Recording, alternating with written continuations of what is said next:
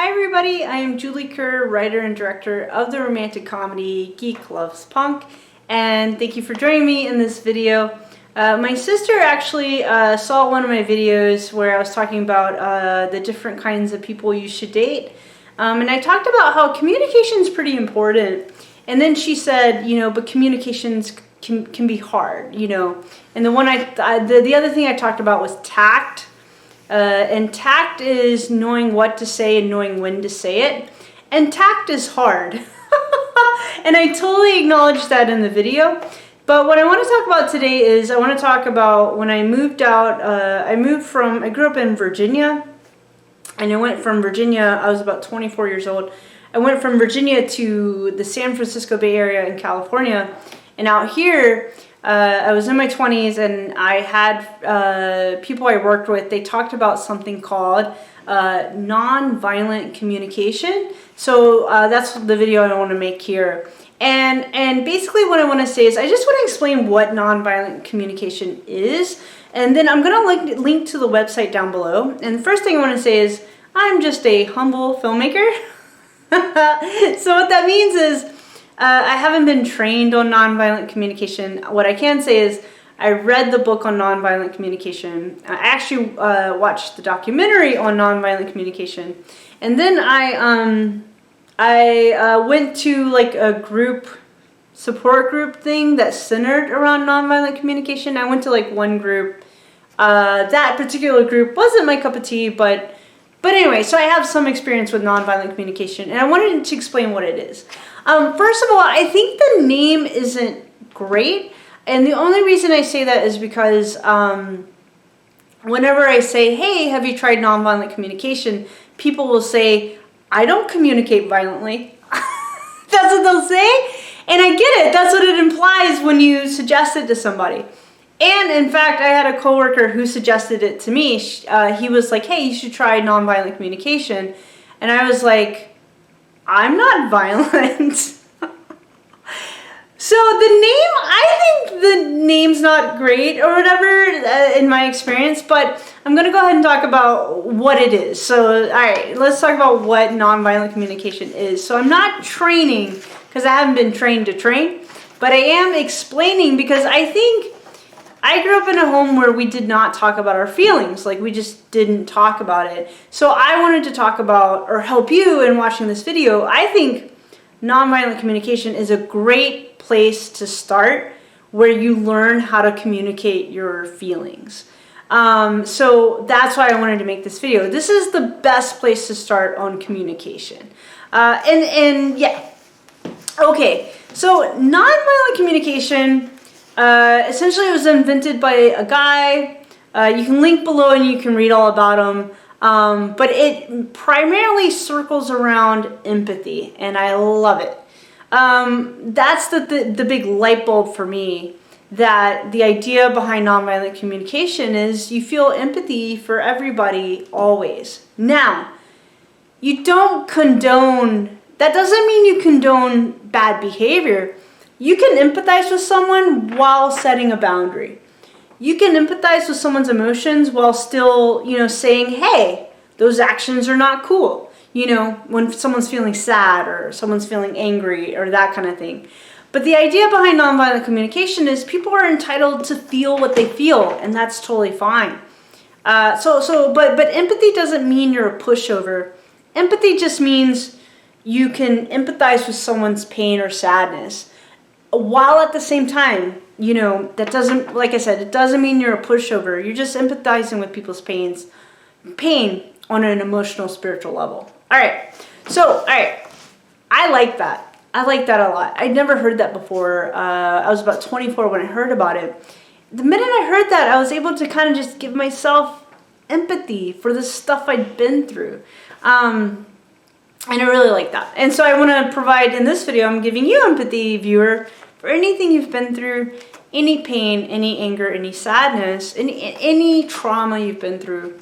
I offer you nothing but empathy, because that sucks. And we're all in the middle of the coronavirus. We're all kind of experiencing this world trauma, and nothing but empathy for that. Okay, So let's talk about what nonviolent communication is. And it's very, I want to say the word rudimentary. Like it's easy. Like I know where it's like talking about your emotions can be hard, but if you've never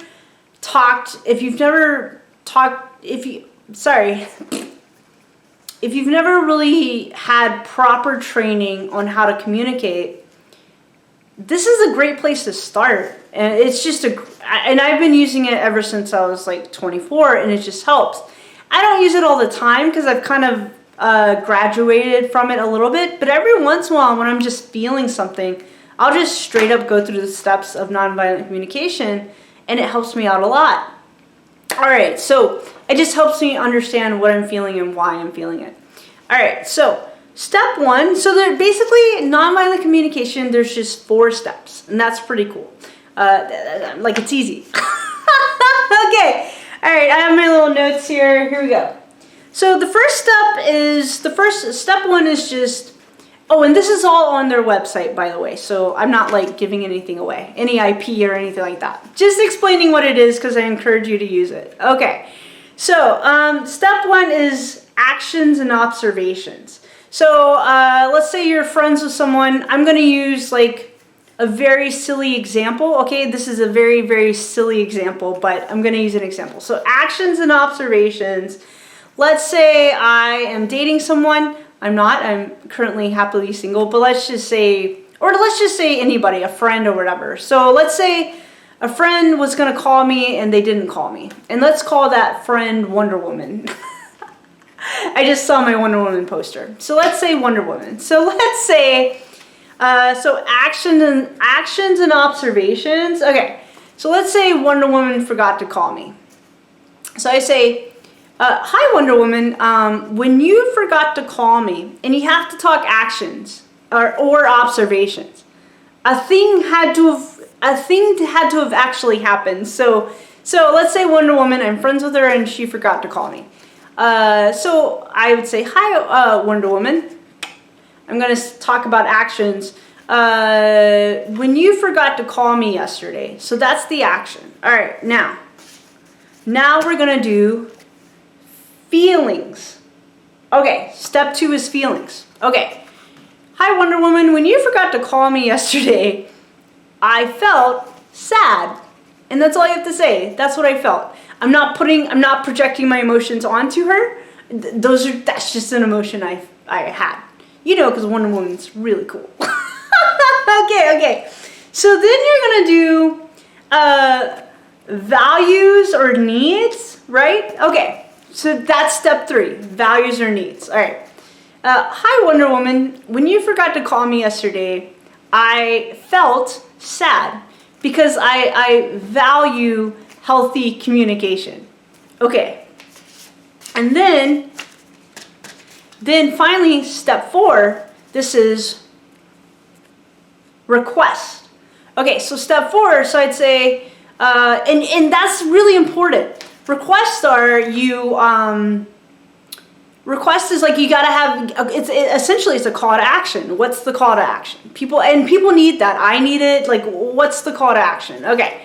All right. So, some concrete actions. So okay, let's go back to Wonder Woman. Hi Wonder Woman, when you forgot to call me yesterday, I felt sad because I value healthy communication. So I do request, if you can, when you say you're gonna call me, call me. So that's a small example of something small. You can see but how using this system, using what I just said, you're gonna talk about a lot more serious subjects. And the other thing I want to say is, if Wonder Woman forgot to call me, all's forgiven. Wonder Woman's busy saving the world, so I'd forgive her. You know, we'd work it out. But that's like an example. Okay, so now that I've showed you the steps, non-violent communication, you take an action, you acknowledge the emotion you felt when the action happened. You talk about why you felt that. What do you value? Values, or they call it needs. Values or needs. So you explain why did that feel, you're feeling that because you value or need something, and then give a call to action. And this is ideally someone you're dating or friends, someone where they're safe. It's a safe person for you to engage with, and only date or hang out with safe people. Okay. So here it is, nonviolent communication. So you take the action, an action had to have occurred. You talk about how it made you feel, and then you value, you explain you felt that because the things you need or value. And then you make a request. And they call it, does he call it request? Yeah, okay, request.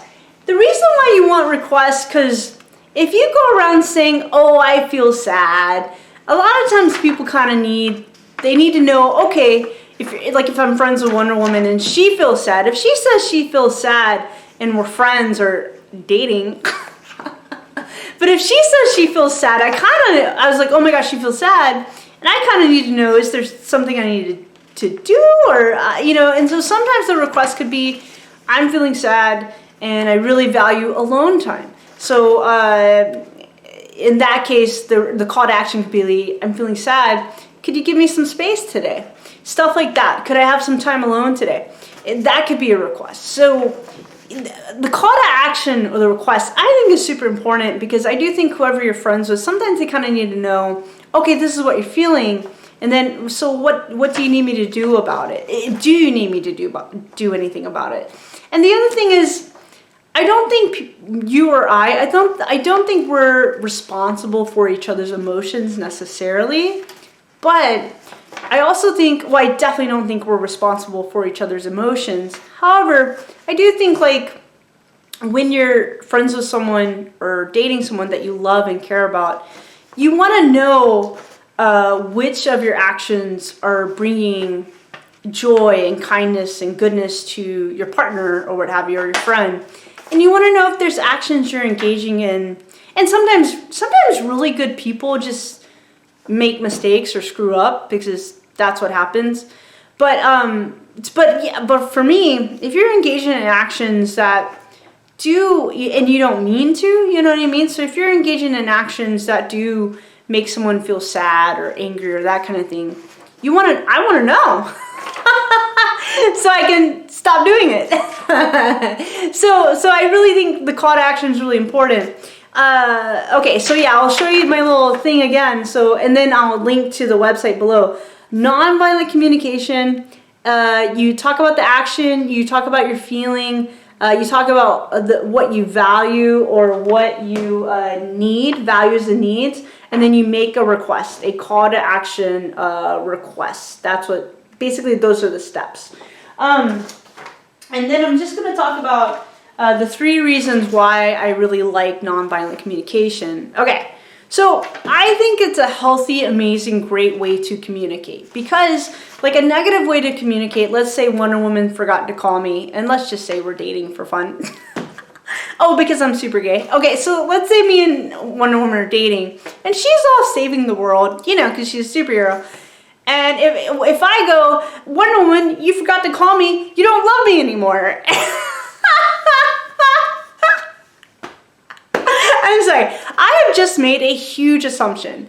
Because most likely Wonder Woman didn't, she said she'd call me, she didn't call. She's saving the world. I mean, I forgive her. She probably was saving planet Earth. So, but it's a great way to communicate, because I can't make these assumptions that someone, for example, Wonder Woman, I can't just assume she doesn't love me because stuff happens. Life happens, and I don't know. So it's a great way to communicate, because you can actually talk about actions, talk about how it made you feel, and then you can give the person a chance to, like, explain that kind of thing. Another example is, I just made friends with someone who's really amazing, who's a little bit flaky, kind of like Phoebe from Friends. Like, sometimes she's a little late, that kind of thing. And at first, like, I took that as, it kind of hurt my feelings a little bit. Not a big deal. Because I thought, I don't know, I was interpreting it differently. And then once I got to know her, I was like, oh, she's just kind of flaky. I don't know. Like, once I got to know her better, I was like, oh, this is just kind of who she is. Like, she's not mean, but the flakiness was hurting my feelings at first. And then I was like, oh, got it. She's just a little bit flaky. Okay, I can work with this. She's a very kind, loving, amazing person. So it's like the fact that she's going to be late sometimes. It's like, okay, she's going to be late sometimes. Got it. No problem. And you have to decide for yourself what behaviors you can kind of, you know what I mean? Like what behaviors you can live with and which ones you can't. And what behaviors can your friends or what can they change? What can they not change? That kind of thing. You just gotta see what I don't know. It's up to you to decide, you know, who you want to be friends with, who you don't want to be friends with. Yeah. Okay. So step one, the reason I like nonviolent communication is because it's a great way to communicate. It's safe, it's healthy. The second reason is a great way to communicate your emotions and to kind of cathartically. Oh, sometimes I use nonviolent communication just on myself. So if something happens and it triggers my sadness or anger, and I don't necessarily need to talk to anyone about it. Sometimes I just need to process. Whoa, I have to process. Why did that make me feel sad, or why did that make me feel angry? I can use nonviolent communication to just be like, okay, when that happened, I felt angry because I really value world peace. So, and then my request for myself is I'm going to keep fighting for world peace. And then once I use the nonviolent communication, the 4 steps, I feel better. I have a call to action. I know what I'm going to do now. So, so it's just a really healthy way to communicate your emotions. Step 2, why I like nonviolent communication is because for me, it works. I've been using it since I was 24 years old. I am now 37 years old. And so I've been using it for over 10 years, and it totally works. It's a great way to just understand what you're feeling, why you're feeling it, and it's a great way to communicate those things. It's a great way to communicate with the people you love and care about in your life, where you can have real, honest, amazing, emotionally deep relationships in your life. Oh, and last example I want to say, I remember my best friend. She's amazing. Yeah, okay. I have a picture of her over there on my wall, me and her, anyway, whatever. Okay, so my best friend's amazing. But I remember, she wanted emotional intimacy. Like, she wanted our friendship to be like a real friendship where we talked about our feelings and all that kind of thing. And I just wasn't used to that because in my family, we don't talk about our feelings. But she wanted like a real, like, she's like, no, we're best friends. Like, this is a real friendship. So she wanted us to talk about our feelings and that kind of thing. So eventually I got more comfortable with talking to her. One time we were talking about something like, personal, and I started crying. And it made her happy. Not happy because she's mean, but happy because I was finally like sharing my emotions, and she feels that brings us closer together as friends, and she's right. And one thing my ex-girlfriend used to say, and she was right as well, when we dated, she said, she said to me, she's like, you're really nice, you're really kind, like, it's all good, but she said, you hold your cards really close to your chest.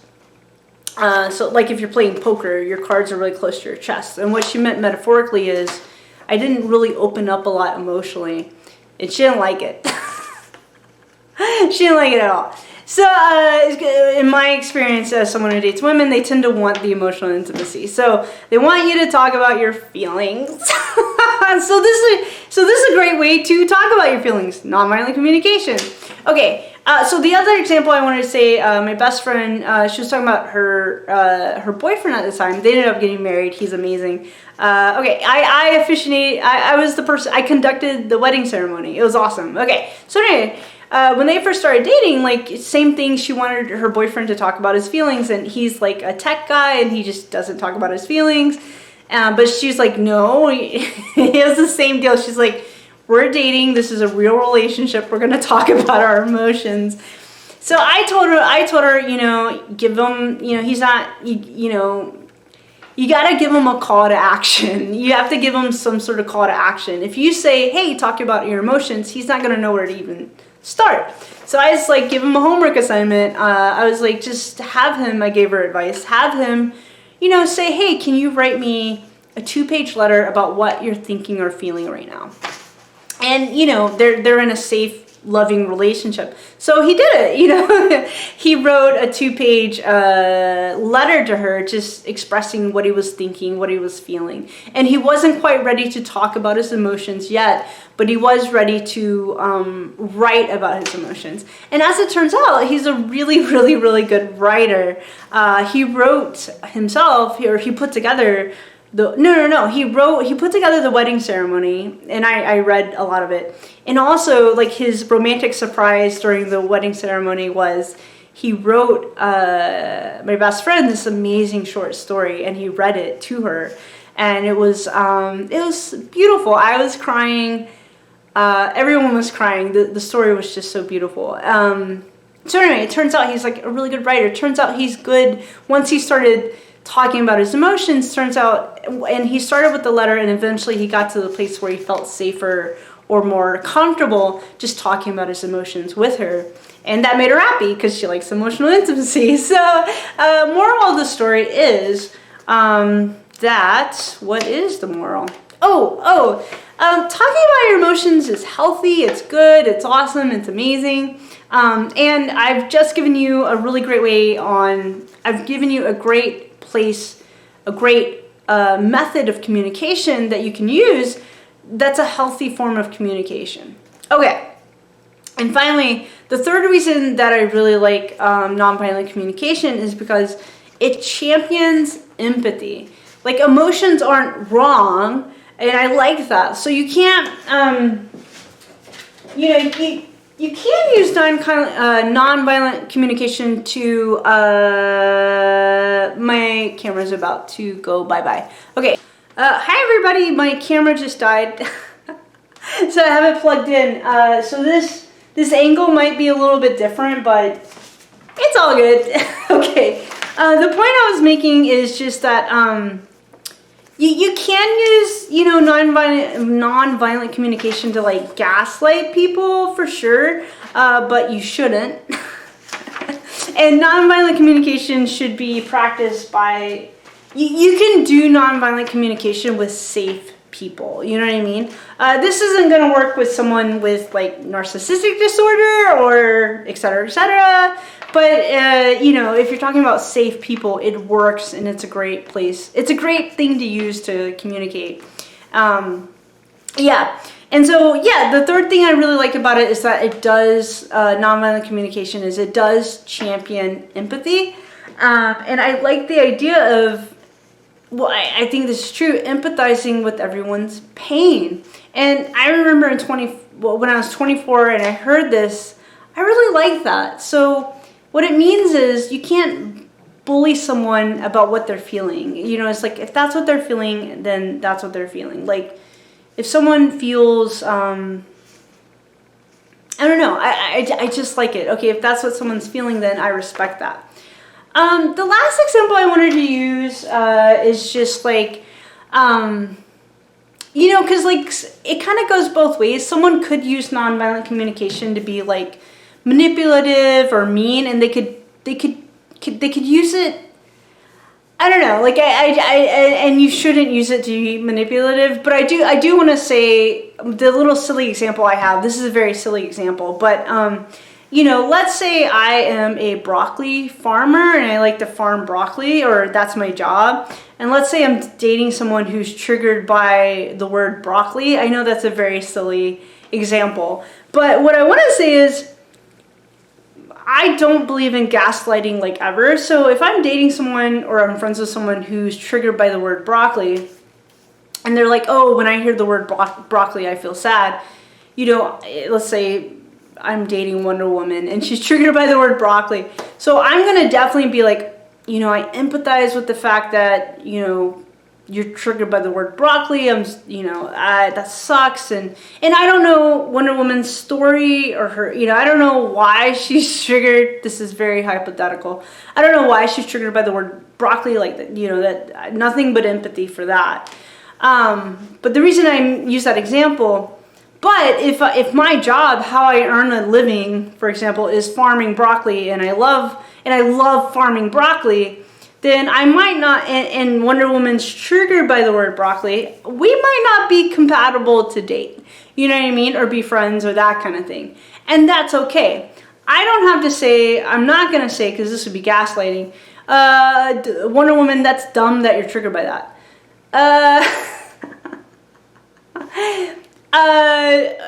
That's mean. That's gaslighting. And then also, like, let's say Wonder Woman, maybe the reason she's triggered by the word broccoli, maybe, you know, she had to fight a really bad guy who was a broccoli farmer or something. Maybe her worst enemy is a broccoli farmer or something like that. Like, but the point is, what she's feeling is valid, and that's fine. You know what I mean? And I'm using a silly example because I'm not going to gaslight her about what she's feeling. But I am also going to understand, like, if I'm a broccoli farmer and she's triggered by broccoli, we're probably not going to be able to date. You know, so sometimes, basically what nonviolent communication is, it's a great way to talk about your feelings. It's a great way to ask for calls of action, and it works. But also, it's a way of communicating. People are allowed to feel what they feel. I guess that's my point. Like, people are allowed to feel what they feel. Yeah. Okay. So, but yeah, the third reason I love nonviolent communication is because it champions empathy. Okay. So, go to the link below as far as if you want to learn more about nonviolent communication, you can get the book. Oh, I'm not sponsored. I don't get any money if you do this. I made this video because I genuinely care about you as a person. So I just, out of my heart of hearts, I'm recommending the link below if you want to get the book or check out the documentary or learn more about it. But for sure, if you just don't know how to talk about your feelings at all, step one, I would say, is nonviolent communication. That's how I started. Okay, so yes. Communicate awesome, be kind, show yourself empathy for everything you've been through, because I know we've all been through so much and we're all going through a lot right now, and then show others empathy as well. And then, and now, stick around, I'm about to plug my website. Thank you so much. God bless. Hi everybody. Thank you so much for watching this video. I hope you loved it. I hope you had a great time. If you absolutely loved the video, subscribe to my channel and click the like button and click the bell button and just go bananas, and you can enjoy more awesome videos that I made for you.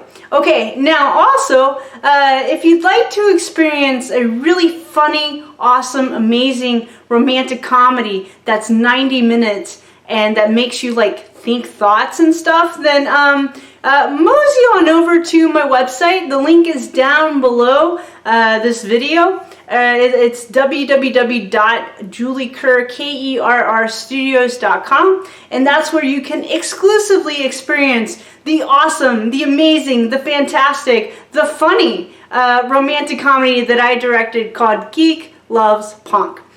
Also, if you would like to join my email list, that would be super awesome. If you join my email list, you immediately get free access to a PDF worksheet that I created and designed, and you also get a video that helps you learn how to use that worksheet. So, I grew up in an abusive home as a child. As an adult, I'm doing great. I mean, look at me. Anyway, so what I designed was, I really got into personal development, and because I grew up in an abusive home, I used to deal with a lot of sadness. But now I'm doing quite well. So I created a PDF that gives you the 5 daily tips, 5 daily habits that I do every day to feel good every day, to feel love, joy, and kindness every day. So if you join my email list, you immediately get access to the PDF, the Love, Joy, and Kindness PDF, and the video that accompanies with it, that shows you how to use all the habits in the worksheet.